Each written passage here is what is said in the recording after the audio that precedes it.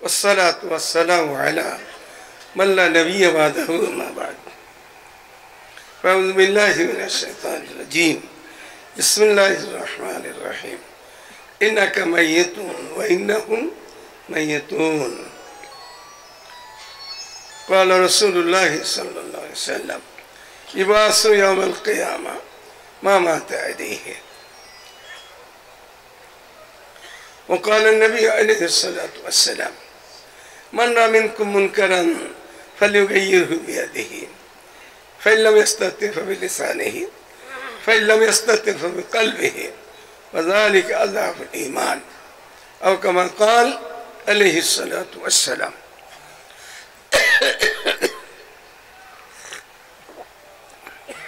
মহতরম, আমাদের ঢাকা গাজীপুরের 9 জন মাওলানা বয়ান শুরু করেছিলেন। আমি মাঝখানে চলে আসছি, চলে যাব। কালকে আমার ঢাকাতে পৌঁছতে হবে মধুপুর, আবার খুলনাতে যেতে হবে। পরশুদিন সকাল 10টায় ফেনীতে উলামাদায় যেতে হবে। এই জন্য আমি আপনাদেরকে বিদায় নিয়ে চলে যাব। আল্লাহ রাব্বুল ইজ্জত প্রিয় নবীর মওতের কথা বলতেছে। আয় আমার নবী, আপনি তো থাকবেন না, মরে যাবেন দুনিয়া থেকে। কোন নবী থাকে নাই তো না, সে নবী আমাদের নবী চলে যাবেন। এরপরে আমরা যারা আছি একের পর এক সবাই চলে যাব। মওতের মাসালা আমার এই উম্মতের খলিফাতুল মুসলিম জাহানের প্রথম খলিফা হযরত আবু বকর সিদ্দিক রাদিয়াল্লাহু তাআলা আনহু, ওনার মওতের মাসালার সামনে এসে গেছে। দুনিয়া থেকে বিদায় নিবে এমন সময় নিজের মেয়েকে ডেকে বলতেছিল, আসমা সাইয়্যিদা আয়েশা আমাদের আম্মা, সকলের রুহানি আম্মা, আর এক মেয়ে হলো আসমাকে বলতেছিল হযরত সিদ্দিক আবু বকর সিদ্দিক রাদিয়াল্লাহু, এ মা আসমা, কত সুন্দর নাম। আজকে কি বার? সিদ্দিক আকবর বলতেছিল নিজের মেয়েকে, আসলে আজকে তো মঙ্গলবার, এটা ঠিক আছে, কিন্তু হযরত সিদ্দিক আবু সিদ্দিক উনি বলতে ওনার মেয়েকে বলতেছিল মা আসমা, আজকে কি বার? মওতের তো একটা কষ্ট আছে, ভুলে গেছে সবকিছু। মেয়ে বলছে আব্বা আজকে তো সোমবার, আজকে সোমবার। তো মা আসমা তুমি শোনো, আমার নবীর ইন্তেকাল তো সোমবারই হয়েছিল। আব্বা সোমবারই হয়েছিল, ঠিক আছে। তা এরপরে বলতেছে মা আসমা তুমি শোনো, আমার যদি আজকে মওত হয়ে যায় তারা কত তৈরি থাকতো। আজকে যদি মওত হয়ে যায় তা আমার লাশটাকে ধোয়া কাফন পরাইয়া আমার নবীর গেটের ভেতরে রেখে দিও। কোথায় রাখতে কইছে? কোথায় গেট? কোথায়? আল্লাহ রাসূলের রওজা শরীফের দরজার মধ্যে নিয়ে রেখে দিও। এই কথাটা বাবা মেয়ের সাথে বললেন। আল্লাহর হুকুম, ওই দিনই উনি ইন্তেকাল করলেন সোমবার। ইন্না লিল্লাহি ওয়া ইন্না ইলাইহি রাজিউন। আপনারা পড়ছেন? সবাই পড়েন নাই কেন? এটা বহুত আগের খবর, এই জন্য পড়েন নাই। এই বিষয়ে একটা হাদিস শুনেন। ইমাম হাসান কে নিয়ে? ইমাম হাসান কে? নাতি। উনার যখন বয়স 7 বছর, ইমাম হাসানের বয়স 7 বছর, ওই সময় প্রিয় নবী হাদিস বয়ান করছেন। নতুন ইন্তেকাল করলে মানুষ খবর আসলে আমরা কি পড়ি? ইন্না লিল্লাহি ওয়া ইন্না ইলাইহি রাজিউন। হুজুর সাল্লাল্লাহু আলাইহি ওয়াসাল্লাম নাতিকে হাদিস শুনাইছে, এই হাসান শোনো, 500 বছর আগে, 1000 বছর আগে কোন মাইয়াতের কথা মনে কইরা যে ইন্না লিল্লাহি ওয়া ইন্না ইলাইহি পড়া হয়, আজকে নতুন খবর যে সব ওই সবই হবে।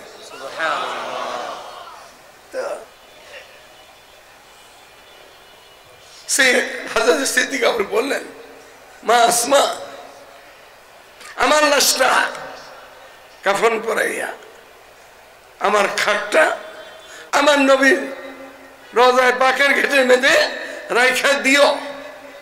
আমার ভাষা আপনারা বুঝতে পারতেছেন, এমনি তোর ভাঙ্গা আওয়াজ।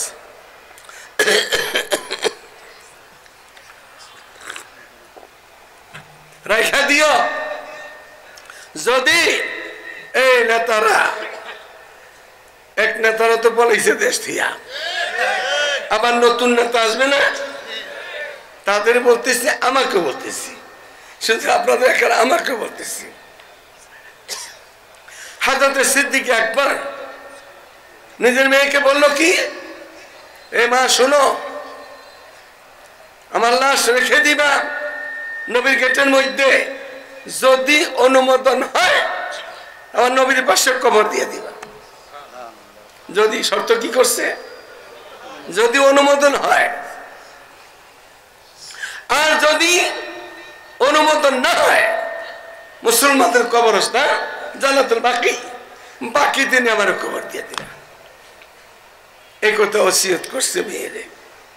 সবকিছু তৈরি হয়ে গেছে, কাফন পরানো হয়ে গেছে, খাটে শোয়ানো হয়ে গেছে, আর মুবারক লাশ दुनिया सदाकत में तेरे नाम रहेगा, सिद्दीक तेरा नाम से इस्लाम रहेगा। सिद्दीक दुनिया अदालत में तेरे नाम रहेगा, ऐ फारूक तेरा नाम से इस्लाम रहेगा। दुनिया सखावत में तेरे नाम रहेगा, उस्मान तेरा नाम से इस्लाम रहेगा। दुनिया शुजाअत में तेरे नाम रहेगा, हैदर तेरा नाम से इस्लाम रहेगा। दुनिया सियासत में तेरे नाम रहेगा, माबिया तेरा नाम से इस्लाम रहेगा। दुनिया मोहब्बत में तेरे नाम रहेगा, बिलाल तेरा नाम से इस्लाम रहेगा। सिद्दीक আকবর, ওহে সিদ্দিক, তোমার নাম চিরস্মরণীয় হয়ে থাকবে। তোমার নাম নিয়ে দুনিয়াতে ইসলাম টিকে থাকবে। সত্যের জগতে, বিশ্বাসের জগতে, সত্যের জগতে তোমার নাম চিরস্মরণীয় হয়ে থাকবে। তোমার নাম নিয়ে দুনিয়াতে ইসলাম টিকে থাকবে। সিদ্দিক আকবর মোবারক লাশ প্রিয় নবীর রওজা শরীফের সামনে রেখে দিচ্ছেন। কে বা কাহারা, এমন একটা সুন্দর আওয়াজ আসতেছে, সবাই শুনতেছে। আমার কথাটা সবাই শুনতেছেন না? সবাই তো শুনতেছেন। এইরকমই আওয়াজ একটা আসতেছিল রওজা পাকের থেকে, সবাই শুনতেছে। তারা আওয়াজটা কি? আদখিলুল হাবিবা ইলা হাবিবিহি। এই তোমরা কার লাশ নিয়ে আসছো? আরে তাড়াতাড়ি বন্ধুরে বন্ধুর সাথে মিলাই দাও। উনি বলছিলেন কি, যদি অনুমোদন হয় তো হয়ে গেল তো অনুমোদন। হায়াতুর রাসূল, হায়াতুন নবীর সাথে তাড়াতাড়ি মিলাই দাও। ওখানে কবর হয়ে গেল। উনি মাত্র 2 বছর কিছু কমবেশ আমাদের মুসলিম জগতে খলিফা ছিলেন। তারপরে খলিফা হয়ে গেল কে?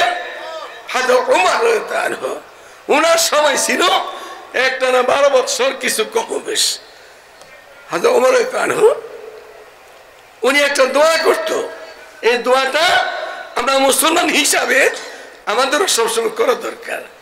ওনার দোয়াটা বলবো, আল্লাহুম্মা রযুকনি শাহাদাতান ফি সাবিলিক ওয়াজআল মাউতি ফি বলদে রাসূলিকাল আমিন।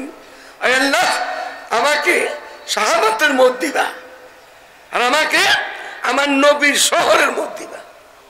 দোয়া কয়টা? দুইটা দোয়া করতে উনি। মুসলমান ঘরে শুয়ে শুয়ে মরা, সমস্ত মুসলমানের এই তামান্না যদি থাকে, আমার জিন্দিগিতে যদি কোন খেলাফ, শরীয়তের খেলাফ কিছু আসে, আমি সেই যুদ্ধের বাজারে নেমে যাব, এমন তামান্না থাকলে আপনার জীবনে আসলো না। কিন্তু আপনি ওই মুজাহিদের তামান্নার সব পেয়ে যাবেন। তুই তামান্না করছে, আল্লাহ আমাকে শাহাদাতের মত দিবা আর নবীর শহরের মত, দুইটা দোয়া করতেন। দোয়াটা কবুল হয়ে গেছে, দুইটাই কবুল হয়ে গেছে। হুজুর সাল্লাল্লাহু আলাইহি ওয়াসাল্লাম নওজোয়ান সাহাবী অসুস্থ, তাকে দেখতে গেছে, ঘরে গেছে, নবী ঘরে গেছে, কেমন আনন্দ পাইতেছে, মনে যাইতেছে ভালো, একটু মেজাজ ভালো আছে। হুজুর সাল্লাল্লাহু আলাইহি ওয়াসাল্লাম বললেন, ইয়া শাবাব কাইফা আনতা, এই জওয়ান তুমি কেমন আছো এখন? এইটা রোগীদেরকে দেখতে গেলে বলতে পারেন যে তার মন মেজাজটা ভালো থাকে, আর রোগীর মন মেজাজ খারাপ হয় তাকে কিছু না বলা, দোয়া দিয়ে আসা। দোয়াটা কি দিব? লা বাসা তাহুর ইনশাআল্লাহু তাআলা। এটা কাকে দিব এই দোয়া? এটা সুন্নাত। রোগীর মন মেজাজ ভালো থাকলে তাকে কিছু, তার কাছে দোয়া চাওয়া, রোগীর দোয়া বহুত বড় পাওয়ারে কবুল হয়। ফায়দুল কালাম মুফতি আজম মুফতি ফজলুল্লাহ শাহ রহমাতুল্লাহ আলাইহি ওখানে হাদিস আছেন, দোয়াল মারিস কা দোয়াল আম্বিয়া, রোগীর দোয়া নবীদের পাওয়ারে কবুল হয়। দোয়াল মারিস কা দোয়াল মালায়েকা, রোগীদের দোয়া ফেরেশতাদের পাওয়ারে কবুল হয়। যদি রোগীর মন মেজাজ একটু ভালো থাকে, রোগী মন মেজাজ একটু ভালো আছে, তার কাছে দোয়া চাওয়া, তার দোয়া বহু শক্তিশালী দোয়া, আল্লাহর দোয়া তাকে দেওয়া। তো সিদ্দিক আকবর ওমর দোয়া করছে দুইটা, শাহাদাতের আর মদিনার শহরে। ওই জওয়ানকে কেমন আশা? আমি দুইটা আশায় আছি। কি আশা তোমার? একটা আশা হইল ইন্নী আখাফু যুনুবি, আমি আমার গুনাহকে ভয় করতেছি, আমার গুনাহকে ভয় করতেছি, আর আমি আমার আল্লাহর কাছে আশা করতেছি মানে আল্লাহ আমাকে মাফ করে দিবে। তো দুইটা হুজুর সাল্লাল্লাহু আলাইহি ওয়াসাল্লাম বললেন, এই জওয়ান, এই যুবক, তোমার দুই আশা পূরণ হয়ে গেছে গা। দুইটা কেমনে হয়?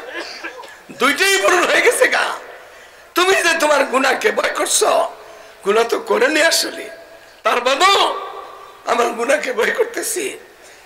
তুমি যে ভয় করছো, অনুশোচন অনুতাপ তোমার আসছে, এই জন্য আল্লাহ তাআলা তোমাকে জাহান্নামের থেকে পাক করে বলাইছে। আর তুমি যে আশা করছো জান্নাতের, আল্লাহ তাআলা তোমাকে জান্নাত দিয়েই দিছে। হুজুর সাল্লাল্লাহু আলাইহি ওয়াসাল্লাম হযরত ওমর রাদিয়াল্লাহু ফজর নামাজ পড়তেছিল মসজিদে নববীতে, ফজর নামাজ পড়তেছিল। এখন তো মন্ত্রী মিনিস্টাররা বেশিরভাগ নামাজ পড়ে না, রাজা বাদশাহরা বেশিরভাগ নামাজ পড়েই না। আমি পাকিস্তানে চিল্লা লাগাইতেছিলাম 1971 রায়বেটে, তখন আমাদের দেশের সরকার প্রধান শেখ মুজিবুর রহমান, আর ওখানে বট্টু, পাকিস্তানে বট্টু, এখানে শেখ মুজিব। 13 রমজানে কত তারিখ? 13 রমজানে পত্রিকাতে আসছে, আজ ভট্টু রোজা রাখলিয়া। অর্থ কি? এর অর্থ হইছে সাংবাদিকরা তো ভিতরে কথা বাইর করে বলে যায়, আজকে ভট্টু রোজা রাখছে। এর অর্থ কি? এই যে 12টা রোজা গেছে, একটা রাখে নাই, আজকে ভট্টু রোজা রাখছে। তো পাকিস্তানের ভট্টু তো 13 তারিখে রাখছে, আমাকে ভট্টুটা তো 23 তারিখও রাখে না, রোজা রাখছে।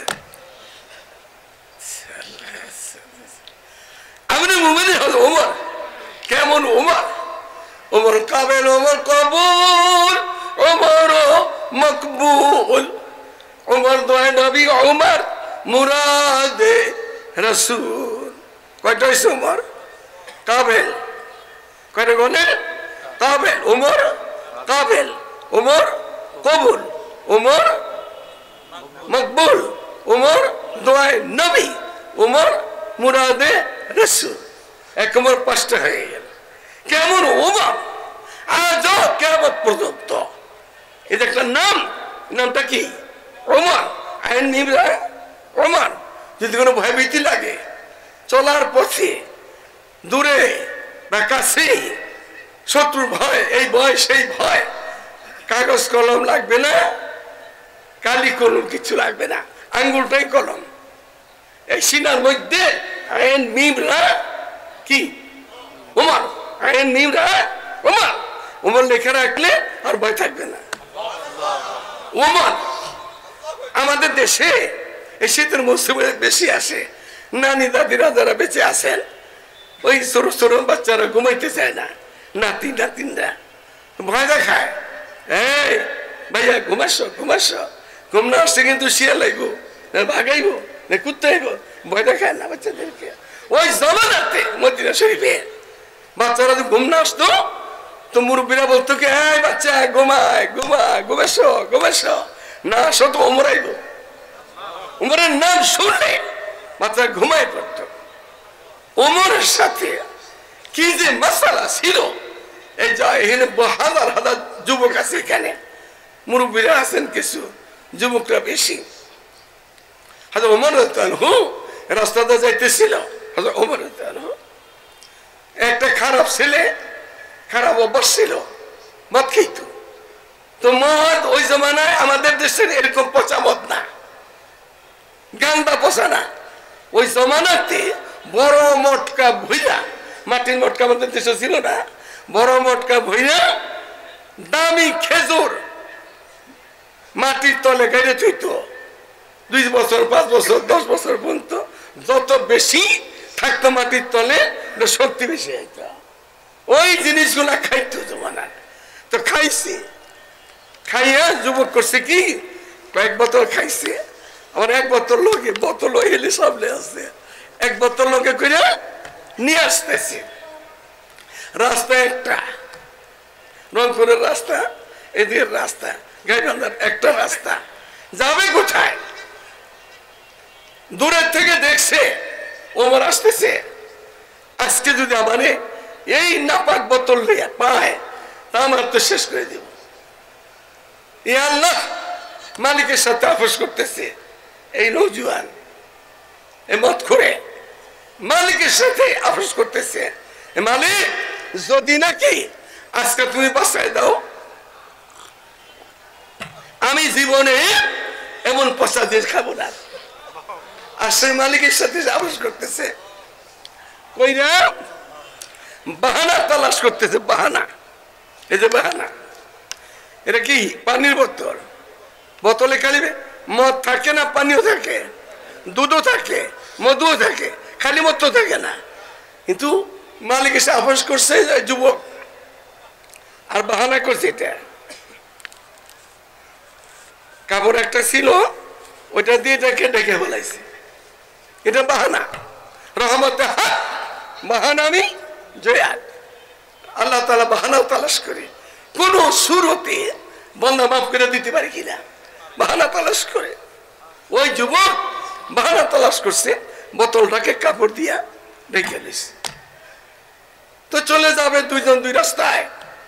হাতে ওমর যাইতেছে, বাচ্চা যুবক আসতেছে, কাছাকাছি হয়ে গেছে।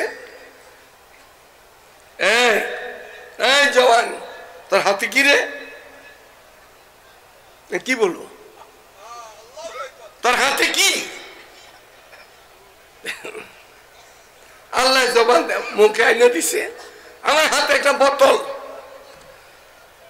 তো বোতলে খালি মদই থাকে, বোতলে মধু থাকতে পারে, দুধ থাকতে পারে, মাথা থাকতে পারে, কত কিছু থাকতে পারে।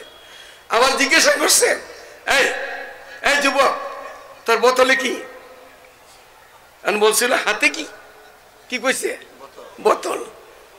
এখন বোতলে কি আর কি কইব? ওই মালিকের ভয় করছে তো, মালিকের সাথে সোলা হয়ে গেছে গা, আপস হয়ে গেছে গা। তো মালিক বলতেছে, মালিকের তার রাস্তা বানায় দিতেছে, তার মুখে আসছে আমার বোতলের মধ্যে দুধ। বোতল কি দুধ আছিল? কাদেরা কুদরত দারি আছে কাহি আকুনি মুর্দারা তো জানা বক্সে জিন্দারা বে জাকুনি। কাদের মতলব বলতে আল্লাহর সাথে আপস করে ফেলছে বন্দায়। কিসের ওমর আর কিসের আবু বকর? মালিক তো একই মালিক, আপস হয়ে গেছে মালিকের লগে। এখন বোতলের কি হয়ে গেছে? দুধ হয়ে গেল। কেন দুধ হইলো? আবার সোয়াল করছে, এই বোতলের দুধ তুই বললি এটা ঢেকে রাখছ কেন? কাপড় দিয়ে কেন ঢেকে রাখছ? এর কি করি? এখন তার মুখে আসছে কি? আল্লাহ দিতেছে আনাইয়া, বলছে আমার এইটা দুধটাকে গরম রাখার লিগা। আসলে যদি একটু পেঁচায় বসে রাখে তো গরম থাকে না, গরম রাখার লিগা। তো শেষ হয়ে গেল তো। হ্যাঁ, তার হাতে কি? বোতল। বোতলে কি? দুধ। ঢেকে রাখছ কেন? গরম রাখার লিগা। আর কিছু কথা আর দরকার আছে কোন না? খোল, খুলতে খায়। মালিক যা খাওয়া করে দিছে, কারণ না খুলে যাইব কোথায়? খুলে ফেলাইছে। আর ওই বোতল ছিল আসলে কি ছিল? মদা ছিল। মালিক মুহূর্তের মধ্যে মদের বোতল দুধের বোতল বানায় ফেলাইছে। ওই মালিক আছে না নাই? বুড়ো হয়ে গেছে আমাদের মতো। মালিকের অবস্থাতে আছে। ওই মালিকে ফেরাউনের দোষ ছিল, চুবাই মারছে নীল নদীতে। ওই মালিকে নমরুদের দোষ ছিল, নেনা মোসাদা জুতা পিড়া খায় মারছে। ওই মালিকে কোন অ্যাটম বোম লাগছে, কোন বন্দুকের গুলি লাগছে, পিস্তলের গুলি লাগছে, কিছুই লাগে নাই। নেনা মোসাদা শেষ করছে। ওই মালিকে দোষ ছিল সাদ্দাতের ঘাটটা তৈরা ঘরে ঢুকতে দেন কা দোষ ছিল না সাদ্দাতের? ওই মালিকে দোষ ছিল আবু জাহালে ছোট একটা বাচ্চা দিয়া। ওই বাচ্চা নেই, আরো ছোট্ট বাচ্চা, ওই ছোট্ট বাচ্চার মতন ওর খতম করে দিছে। মালিকে মাঝে মাঝে সার সময় দেয়, ঢিল দেয়, সার দেয় না কাউকে, জালিমদেরকে। মালিকে সার দেয় না, ঢিল দেয়। রেব বাহিনী বড় শক্ত। আরে রেব কোন সময় সাইরা দেয়, রেবে ধরলে সাইরা দেয়, রবে ধরলে রেব আর রব, রেব আর রব। রেবে সারে কিন্তু রবে আর সারবে না। আমরা যেন রবের হাতে ধরা না খাই। হযরত ওমর মসজিদে নববীতে উনারে খন্দর মারলো, নামাজ পড়ে দিয়েছিল, ফজরের নামাজ। উনি বলছে, হ্যাঁ আমার ভাইয়েরা মুসলমান, আমি যদি এই আঘাতে বেঁচে উঠি বিচারটা আমি করব, তোমরা বিচার করো না। এটা শুনে মুসলমান যা করার করছে। উনি দুনিয়া তুলে চলে যেতেছে। হয়তো ওমর ওনার ছেলে আব্দুল্লাহ, ছেলের নাম কি? আব্দুল্লাহ। আব্দুল্লাহ বলছে, আব্দুল্লাহ খুব তাড়াতাড়ি আম্মা জান আয়েশার কাছে যাও। কোথায় যাবে? আয়েশার কাছে যাও। উনি আমাদের কি লাগে? আমাদের সকলের রুহানি আম্মা। যাও। উনি চলে গেছে, ছেলে তো বাবা বলছে চলে গেছে। আমাদের আয়েশা দেখে বলতেছে, আরে তো তোমার বাপের জন্য আসমান কাঁদতেছে, জমিন কাঁদতেছে, পাহাড় পর্বত সব কাঁদতেছে, মানুষ কাঁদতেছে, জিনেরা কাঁদতেছে, তুমি এই মুহূর্তে আমার কাছে কেন? বলছে, আমার বাবাই পাঠিয়েছি। বাবাই পাঠাইছে করলে তার কিছু থাকে না, বাবাই পাঠাইছে। আচ্ছা বলো।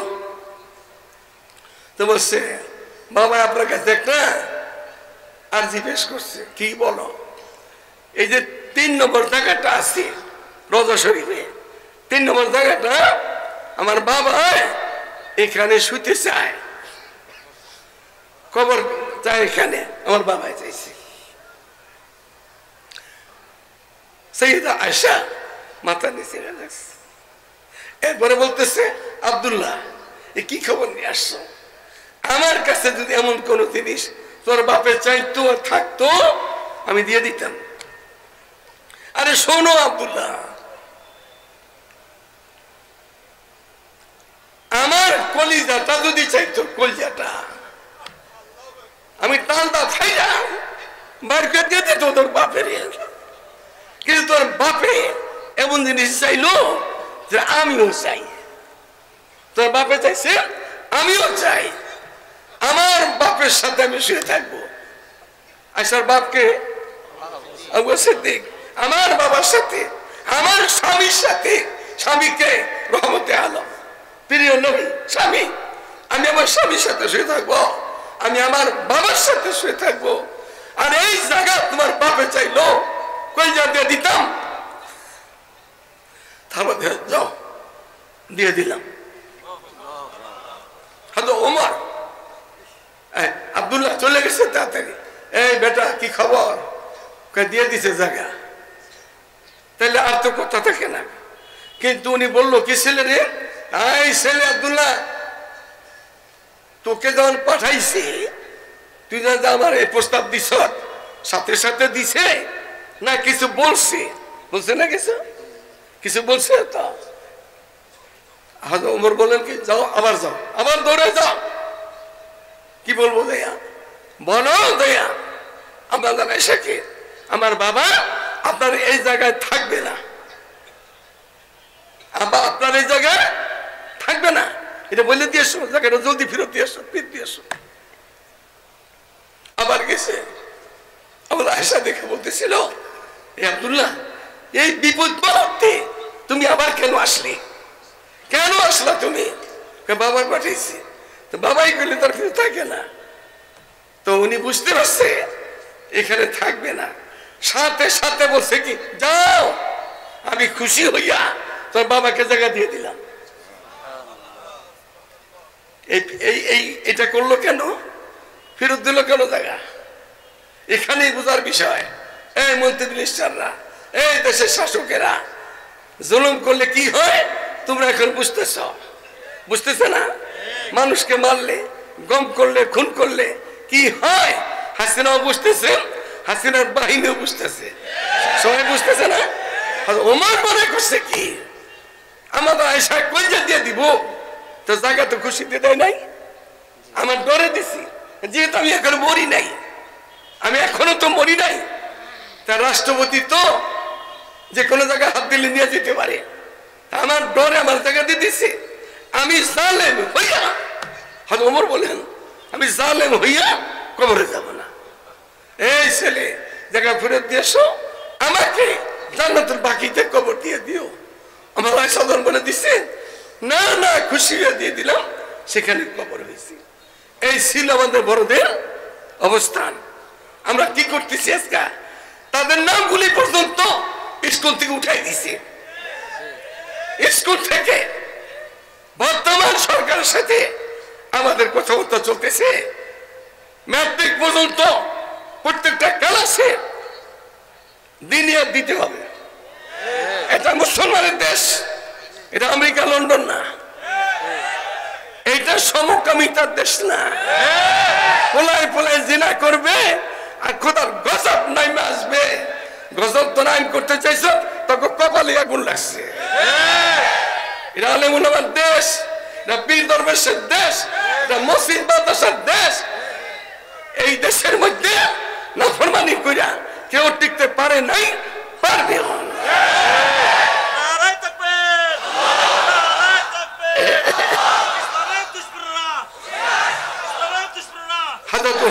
ওমর কবরে ওখানে হয়ে গেল। তারপরে খলিফা কে আমাদের? হযরত ওসমান, মুসলিম জাহানের তৃতীয় খলিফা ওসমান। হযরত ওসমান যেদিন দেখি বাগিরা আটকাই ফেলাইছে, হসর করছে, আটকাই ফেলাইছে, হুজুর সাল্লাল্লাহু আলাইহি ওয়াসাল্লাম হযরত ওসমানকে বলতেছেন, হায়াতুন নবী, আদরে জামাইতো জিন্নুরাইন জিল হিজরাতাইন জি শাহাদাতাইন। ওসমান, এই ওসমান কি চাও? তোমাকে ঘাতকের আটকেছে, তুমি কি চাও? যদি তুমি দুনিয়াতে থাকতে চাও, আমরা আসেন মানে দোয়া করব, বাকিরা কিছু করতে পারবে না, তুমি তোমার জায়গায় চলে যাবে। আর আজকেই যদি আমার সাথে এসে ইফতার করতে চাও তাহলে আইসা করতে পারো। ওসমান বলছে আমার তো যাইতেই হবে, আমি আজকেই যাই গিয়া আমার নবীর সাথে যাইয়াম, একসাথে হয়ে গিয়া ইফতার করিয়ে দেয়। সেদিনে বাকিরা ওনাকে শহীদ করছে ওসমানকে। হয়তো ওসমানের শাহাদাতের দিন আসমান জমিন কালো হয়ে গেছে। আবু হুরায়রা রাদিয়াল্লাহু আবু হুরায়রা রাদিয়াল্লাহু উনি খুব চিৎকার করে কাঁদতেছিল। আবু হুরায়রা রাদিয়াল্লাহু খুব কাঁদতেছিল। মানুষ আর বলতেছিল কি, একটা কবিতা পড়তেছিল, লিন্নাসে গম্মন ওয়ালি গম্মান ফাকতু জিরাবে ও কতলে শাইখে ওসমানী। আবু হুরায়রা কাঁদতেছিল আর পড়তেছিল, আজকে বিশ্ববাসীর জন্য, জগৎবাসীর জন্য একটা শোক, একটা সবাই লেগে আমার দুইটা, এটা মদিনা ওয়ালা ধরে বেড়াইছে, সবাই লিগে একটা, এটা তো সবাই দেখতেছি।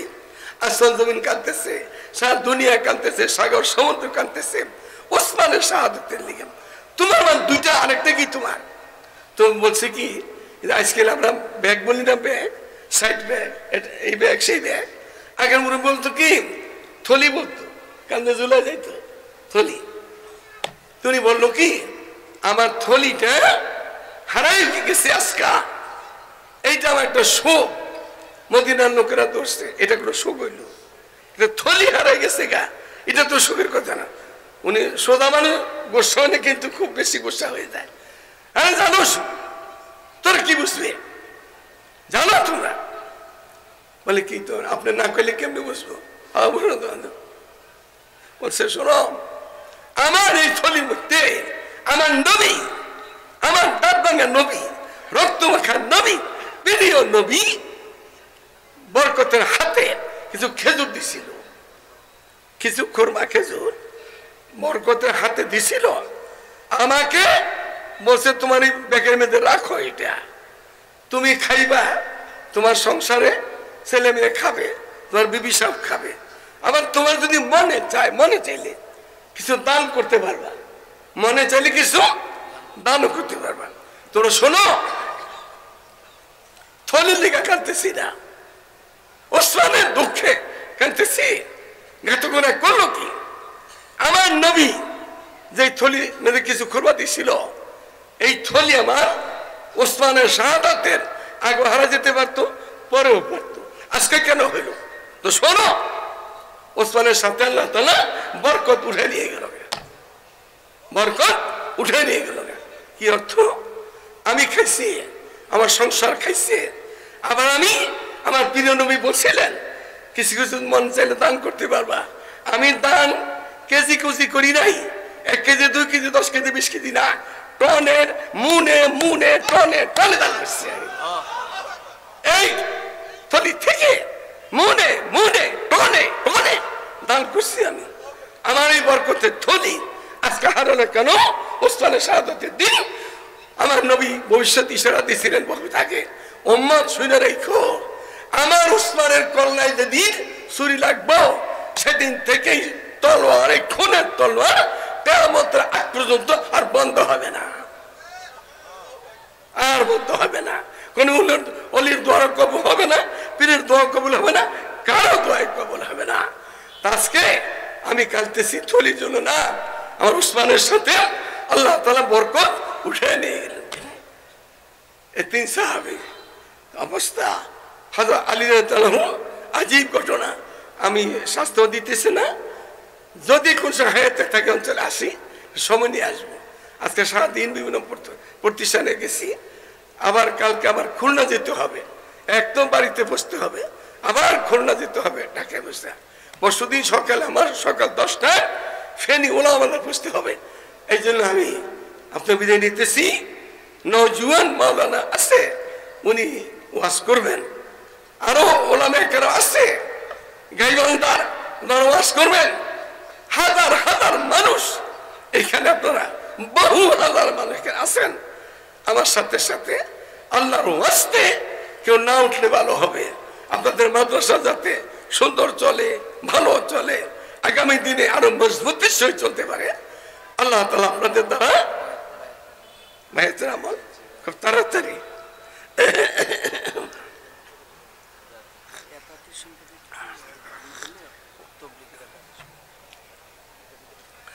আপনারা এই গত 1-1.5 মাসের ভিতরে কাকরাইল মসজিদ থেকে আমাকে দাওয়াত দিয়েছিল। কাকরাইল মসজিদ থেকে আমাদের দেশের মুরব্বী আমির হইল জুবাইর সাহেব, হাফেজ জুবাইর সাহেব, ওনার জামাই হাফেজ নাসিম। এই নাসিম আমার খালাতো ভাই, তার মাধ্যমে দাওয়াত দিছে। মঙ্গলবার ছিল, বুধবার বৃহস্পতিবার দিন কথাবার্তা হয়েছে। আমি বলছি নাসিমকে, তোমার শ্বশুরে সালাম দিল, কি কারণটা কি, আপনার হালাত অবস্থান জানতে চাইছি।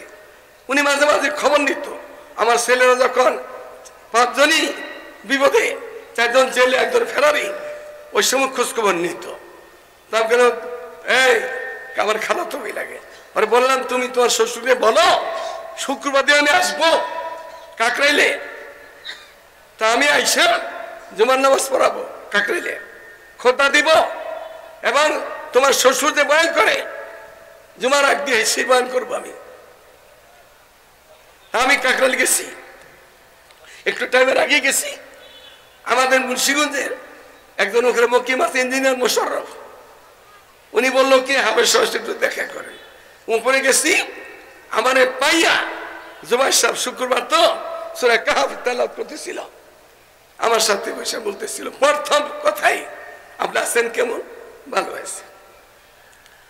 তো আপনি আমার পীর, জুবাইর সাহেব বলতেছিল আমাকে, আপনি আমার পীর, আপনার দেশের মুরব্বী, আপনাকে আমরা খুব ভয় পাই। ওনার মুখে আসতেছে। এরপর একটা শব্দ বলছে, কয় যে আজকে জুমার পরে আপনি বয়ান করবেন। জুমার পরে কি বললেন এটা আপনি? কাকে কি বললেন আপনি? আপনার জামাই কোথায়? মানে আমার তো খালাতো ভাই, ও কোথায়? আজকে সকালে সিঙ্গাপুর গেছে ইস্তেমা করতে। আমাকে তো এখন আপনি কিছু বলে নাই, তাই শোনেন আপনি, আপনি যে খোদা দেন সেই খোদা আমি দিব কাকরাইলে। নামাজ পড়ান জুমার, আমি পড়াবো নামাজ, এরপরে আমি আগে বয়ান করবো। ঠিক আছে ঠিক আছে ঠিক আছে। আমি নিচে আসছি ওজন করতে, তৈরি হয়ে যাবো। ইঞ্জিনিয়ার এই উত্তরবঙ্গে পাবনা সিরাজগঞ্জের ইঞ্জিনিয়ার, কি নাম একজন সবসময় মকিম সেখানে, আনিস সাহেব, engineer Anis, engineer Mahfuz, engineer Musharraf, আরো মুরব্বীরা আমার পাও যে ধরছে আর সারে না। আরে এটা ভাই কাকরাইল তো এগুলি নাই, এটা করলেন কেন? কোথাও বলে না। আর 4-5 জনে ধরছে, আমি তো বুড়া মানুষ, ওদের সাথে পারি আমি, তা সারে না, আমাকে পা সারেন, কথা বলেন, হয়েছে কি, নতুন করে কি হইল আপনাদের? আপনি বয়ান করবেন, খুতবা দিবেন, নামাজ পড়াবেন, কিন্তু আজকে এটা তিদের কথা বলবেন না। এই হলো আসল কথা, এটা তিদের কথা আজকে বলবেন না। তা আমি কইলাম আইসি দিনে বলার লিগা এক কাকরাইল এক টঙ্গির মাঠ হবে, আর এগুলো আমরা দেখতে পারবো না। তখন সেদিন বলতে না করছে, আমি দমলি করছি, আচ্ছা শুনে রয়েছি। এরপরে আমার এই ধমকা ধমকিতে ওই যে মশলা হইল 40 ব্রাজিল দিয়া, তারপরে বাবু সালাম এয়ারপোর্টে ওই মশলা হইল, পরে 1000 উপরে লোক ওলামায়ে কেরাম, তারপরে মহাসমাবেশ হইল। সমাবেশের মধ্যে সবাই বলছে, আপনাদেরকে বলি, সেদিন তো হয়তো রাগে বলছি, আজকে আপনাদের বলি, আপনার সন্তান, আমার সন্তান, আমার ছেলে আমার কথা শোনে না, সেটা ভালো? এই যে মুরব্বী বসে আছে মসজিদ কমিটি, কেশিয়ার, মাশাআল্লাহ, বহুত মাহফিলের সভাপতি, আমার কেশিয়ার বহুত দায়িত্বের জিনিস। এখন কেশিয়ার সব ছেলে পোলা কথা শোনে না, কেশিয়ার দাদা আছে, এই পোলার না দাদা নাতি, দাদার কথা শোনে না, কারো কথাই শোনে না। তো পোলাটা বেদব না? বেদব। আমি এইটাই তো বলছিলাম, এই সাদ সাহেব তার বাপের কথা, তার বাপের বেশি দেখে নেই সে। তার বাবার নাম কি? হারুন। তার বাপের নাম কি? হারুন সাহেব। অল্প বয়সে মারা গেছে সাথে রেখা। সাথে দাদাকে ইউসুফ সাহেব। কি তবলিগ করেন আপনারা? হযরত রহমতুল্লাহ ইউসুফ সাহেব রহমতুল্লাহ আলাইহি। তার দাদাকে ইউসুফ সাহেবের বাপকে ইলিয়াস সাহেব রহমতুল্লাহ আলাইহি। ইলিয়াস রহমতুল্লাহ আলাইহি হলো ইউসুফ সাহেবের বাবা, হারুন সাহেবের দাদা, আর সাদ সাহেবের দাদা, আর ইউসুফ সাহেব সাদ সাহেবের আপন দাদা। এনামুল হাসান সাহেব দাদার ভাই না দাদা। আর শেখ জাকির রহমতুল্লাহ আলাইহি তারপর নানা। ইয়ে তো তার শ্বশুর জহুরুল ইসলাম সাহেব, দিল্লি মার্কেটের বড় মুরব্বী, সাহারপুরে বড় মুহাদ্দিস। এই সাদের শ্বশুর কথা মানে না, বাপের কথা মানে না, দাদার কথা মানে না, নানার কথা মানে না। এই ছেলেটা কেমন হইতে পারে? আর বেয়াদব। আমাকে তাতিরা ফেসবুকে বহুত শুলিতে দিতা, সেইটা দিত, আরো দে আরো দে আরো দে। হক কথা বলছি, বলবো মতের আগ পর্যন্ত। এই সমস্ত অশান্তিকর লোকেরা আপনারা যারা, আমরা যারা আছি, বাচ্চা হয়েছে মিয়া সাহেবের, আপনার আমার আজান দিতে হয় না? কে দেয়? ইমাম সাহেব দেয়, মুয়াজ্জিন সাহেব দেয়, আজান দেয়। ডান কেন আজান, বাম কেন কেমন? নামাজ কে পড়ায়? আলেম ইমাম সাহেব পড়ায়। ওয়াজ কারা করে? আলেম ওলামা ওই জিন্দা। তাইলে তাবলীগ তো কোন হাদিসের জিনিস, এটা কার নিয়মে করবো? আমরা আলেমদের নিয়মে করবো। আলেমরা কোন হাদিস বোঝে? যারা নাকি আলেম না, তারা তো এটা বুঝতে পারবে না। এই হিসাবে যে নাকি নিজের বাপ মানে না, দাদা মানে না, কেউ কে মানে না, তার থেকে বেয়াদব আর কে হইতে পারে? সে কেমনে আমির হয় কেমনে? এই জন্য এটা বলছিলাম। এখন ইনশাআল্লাহ বর্তমান সরকার, আমাদের ইস্তেমা হইল জানুয়ারি শেষ দিন, জানুয়ারি শেষ, এই জানুয়ারি শেষ, ফেব্রুয়ারি 2-3, জানুয়ারি ফেব্রুয়ারি মার্চের মাঝামাঝি সরকার তাদেরকে আমাদের সাথে বসাবে। আভ্যন্তরীণ অন্তর্বর্তীকালীন সরকার, বর্তমান সরকার বসাবে। তারা যদি তওবা কইরা ফেরত আসে, তবে দরজা খোলা আছে, আল্লাহ মাফ করে দিবে, ফেরত আসে। তা যদি না হয়, তাহলে এই কাকরেল আমাদের, এই ডঙ্গির মধ্যে আমাদের ওলামায়ে কেরাম, এই অচিরে 3 মাসের ভিতরে ইনশাআল্লাহ পরিষ্কার হয়ে যাবে। যারা নাকি কোন হাদিসের অপব্যাখ্যা করে, আপনারা মোবাইল ব্যবহার করেন না? মোবাইল আসেনি? মোবাইল এই যে একটা, এটা আমি জানি না ব্যবহার করতে, এটা বড় মোবাইল, কোরআন শরীফ আছে এটার মধ্যে, আপনারা দেখছেন না? পড়তে পারেন। এটার মধ্যে কোরআন শরীফ পড়লে পড়া হবে না? এখন সে কি বলে? কোরআন শরীফ পড়লে এটা গুনাহ হবে, সব হবে না। তো মোবাইলে কোরআন শরীফ পড়া যাবে না? আপনি জাহাজে দেখতেছেন, ইসলামে দেখতেছেন, দেখে দেখে পড়লেন আপনি, এইটা আসলে না করেছেন। আলমুল আমার বেতন দেন না আপনারা? মুসলিম ইমাম সাহেব বেতন দিলে এটা বেশত্তন খারাপ করে। তার কথাবার্তা আসহাবে কাহফের কুত্তা শোনেননি আপনি? সূরা কাহফের আসহাবে কুত্তা আছে যে, সেখানে কুত্তা না বাঘ আছিল, বাঘ। তো তার কথাগুলি সবগুলোই শরীয়তের খেলাফ। বিশ্বের সবচেয়ে দাওয়াত ও তাবলীগের ময়দানের কাজ কে করছে? ইলিয়াস রহমতুল্লাহ আলাইহি। সে কাগজ ছাত্র, দেওবন্দের ছাত্র, সে দেওবন্দের ছাত্র, দেওবন্দের একটা সূর্য সন্তান। সে সমস্ত উলামায়ে কেরাম এটা করছে। এখন যারা বেয়াদবি করতেছে, উলামায়ে কেরাম মানে না। উলামায়ে কেরাম আর বলে কি, আমাদের লোকে বহুত মৌলবী আছে, আসল বেয়াদবি কথাবার্তা। আমরা কি বলবো?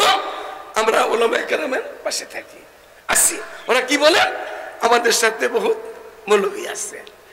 মৌলবী কোন পদের মৌলবী, ওইটা আপনারা রাস্তায় দেখেন, সবকিছু পাইবেন। এতাতিরা একটা নতুন ধর্ম চালু করতে চেয়েছিল বাংলাদেশে, ওইটা আর হবে না, হবে না ইনশাআল্লাহ, হবে না ইনশাআল্লাহ।